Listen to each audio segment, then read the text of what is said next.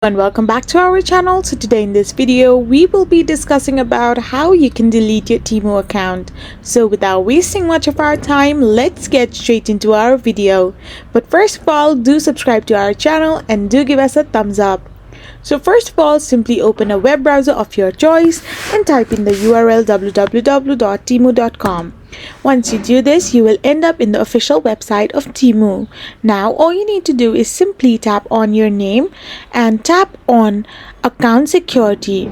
Once you do this, you will end up in this kind of interface. So simply scroll down below and there you can find an option called delete your Temu account.